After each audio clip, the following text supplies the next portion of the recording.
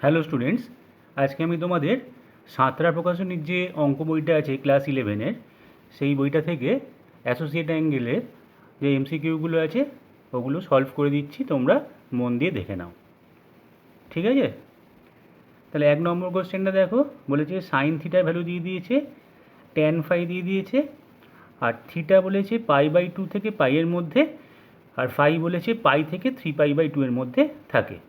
তাহলে একটা ভ্যালু বার করতে দিয়েছে 8 tan theta minus √5 sec phi. ফার্স্টে দেখো কী করছি, সাইন থিটা 3/5 দেওয়া আছে কারণ এটা পজিটিভ হবে, কারণ থিটাটা π/2 থেকে পাইয়ের মধ্যে আছে। তার মানে কোথায় আছে না, ফার্স্ট কোয়াড্রেন্ট পেরিয়ে সেকেন্ড কোয়াড্রেন্টে আছে, π/2 থেকে পাইয়ের ভেতর এইখানে রয়েছে থিটা। তাহলে এখানে এটা সাইনের ঘর, তাই জন্য সাইনটা পজিটিভ হয়েছে 3/5। বোঝা গেছে? এবার ট্যান থিটার ক্ষেত্রে দেখো, ট্যান থিটার ক্ষেত্রে sine theta by cos theta করতে হবে। এবার কস থিটার মানটা কিন্তু নেগেটিভ হবে, কারণ যেহেতু থিটাটা সেকেন্ড কোয়াড্রেন্টে আছে, তাই কস থিটাটা নেগেটিভ হবে। তাহলে সাইন থিটা থেকে আমি কস থিটাকে বার করি, কস থিটা হবে √1 মাইনাস সাইন স্কোয়ার থিটা।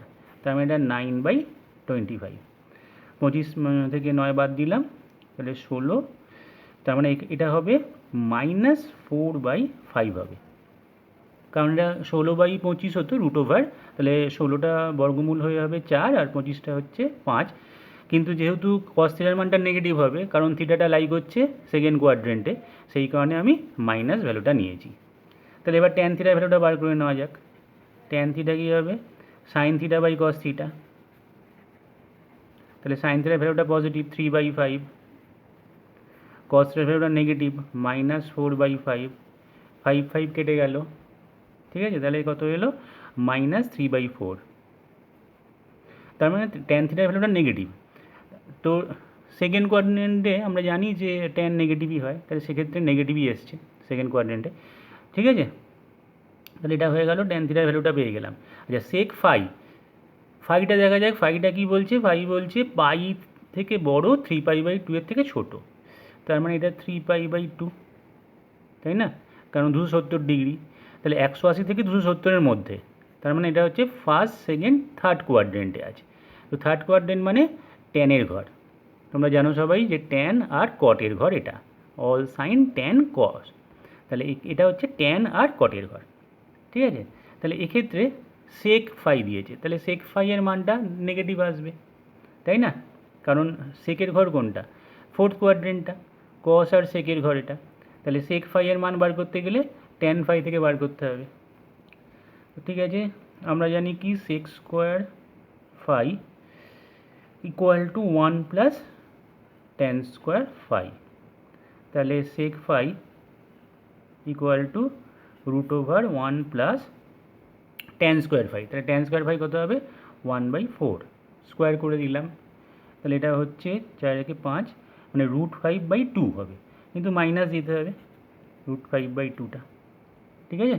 যেহেতু সেক ফাই এর ভ্যালুটা নেগেটিভ হবে, কারণ ফাই এর ইন্টারভ্যালটা দিয়ে দিয়েছে পাই থেকে 3π/2 এর মধ্যে, তাই জন্য সেক ফাই এর মানটা নেগেটিভ হয়ে গেল। তাহলে এবার ভ্যালুগুলো জাস্ট বসিয়ে দাও। তাহলে 8 tan theta minus √5 sec phi.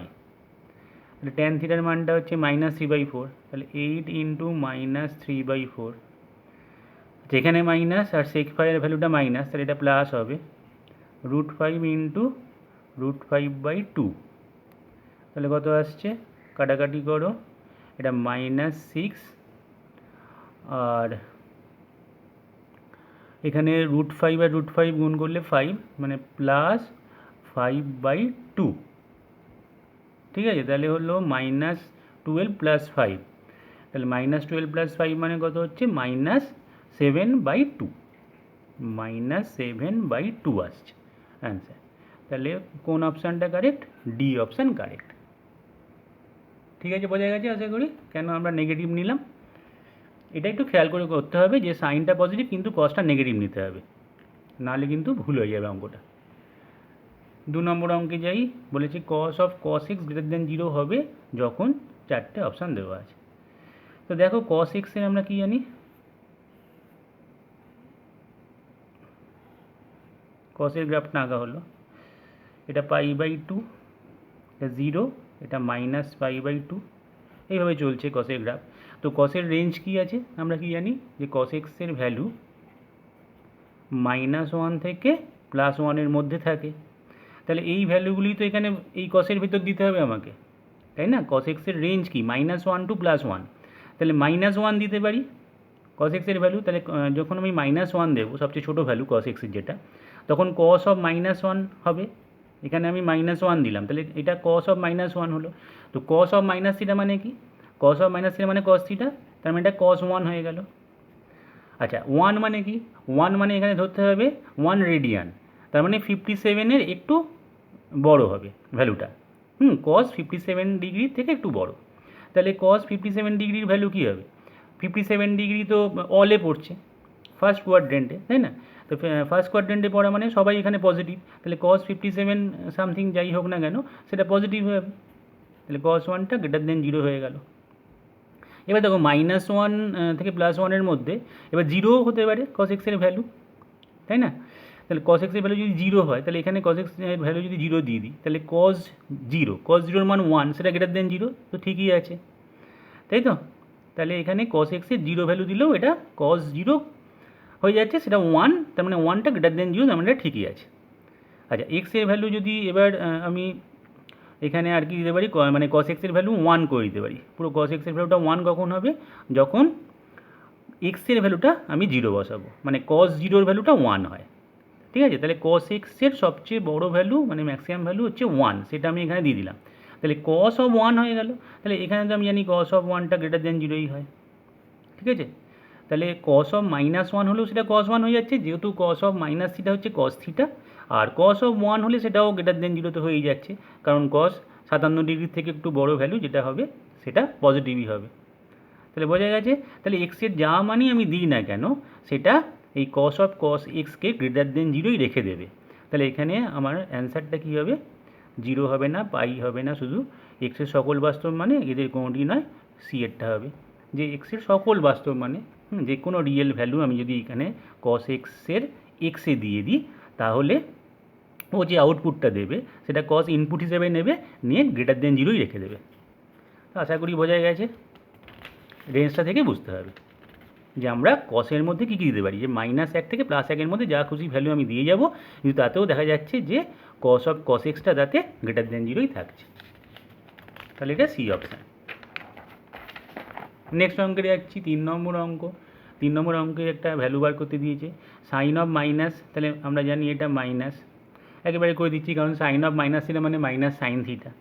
এবার সাইন লিখে সেই 90 ডিগ্রি ইন্টু 7 করি, 630 + 30 ডিগ্রি ইন্টু ট্যান, যেটা কত করা যাবে, 90 ডিগ্রি ইন্টু 11, এটা 990, আর 60 + 60 ডিগ্রি, ঠিক আছে? তাহলে 1050 ডিগ্রি। আচ্ছা সেক অফ মাইনাস থিটা মানে সেক থিটা, কারণ আমরা জানি সেক অফ মাইনাস থিটাতেও সেক থিটা হয়, আর কস অফ মাইনাস থিটাতেও কস থিটা হয়। তাহলে সেক অফ মাইনাস থিটা মানে সেক, শুধু 420 ডিগ্রি হয়ে যাবে। তাহলে এটা কত হচ্ছে, 90 ডিগ্রি ইন্টু 4 করে দিই প্লাস 60 ডিগ্রি, মাইনাসও করা যেত 5 করে, -30 ডিগ্রি করতে পারতাম, প্লাসই নিলাম সব কটা। তাহলে এই সাজানোটা হয়ে গেছে। এবার জাস্ট দেখতে হবে কোন কোয়াড্রেন্টে বসছে। তাহলে এটা ফার্স্টেরটা কোথায় দেখো, 7 × 90, তার মানে কি 1 2 3 4 5 6 7 এখানে, ঠিক আছে, প্লাস 30, তাহলে অল সাইন ট্যান কসের ঘরে কি ঢুকেছে 7, 1 এখান থেকে হিসেব করবো, 1 2 3 4 5 6 7, পুরো 90 ডিগ্রি ইন্টু 7 এখানে এলাম, তারপরে প্লাস 30 মানে আরও এরকম 30 ডিগ্রি ঢুকে গেলাম।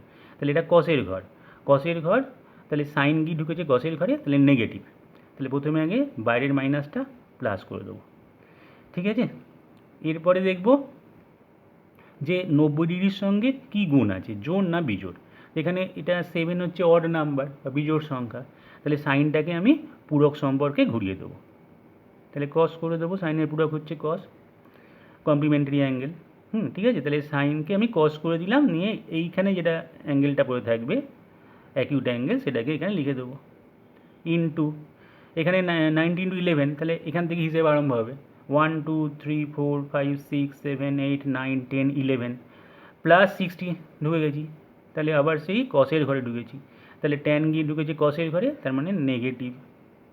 আচ্ছা এবার দেখাবো জোড় না বিজোড়, তাহলে বিজোড়, তাহলে বিজোড় হলে ট্যানটা পুরোকে ঘুরে গিয়ে কট হয়ে গেল, নিয়ে এখানে যেটা লেখা থাকবে যে অ্যাকিউট অ্যাঙ্গেল বা সূক্ষ্মকোণটা সেটা এখানে লিখে দেবো, ইন্টু সেক 90 × 4 + 60, 90 × 4 মানে 1 2 3 4, পুরো 4টে ভাগ ঘুরলো, নিয়ে প্লাস 60, তার মানে অল এগিয়ে ঢুকে গেল এখানে।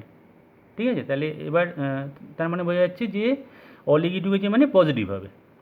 এবার 90 × 4 তাহলে জোড় সংখ্যা, তাহলে সেকটা কোষেকে চেঞ্জ হবে না, মানে পুরোকে চেঞ্জ হবে না, তাহলে সেকটা সেকই থাকবে, থেকে 60 লিখে দেবো, এটা দেখে লিখে দেবো, এখানে কিছু দেখবো না, শুধু জাস্ট নিউমেরিক্যাল ভ্যালুটা এখানে বসিয়ে দেবো।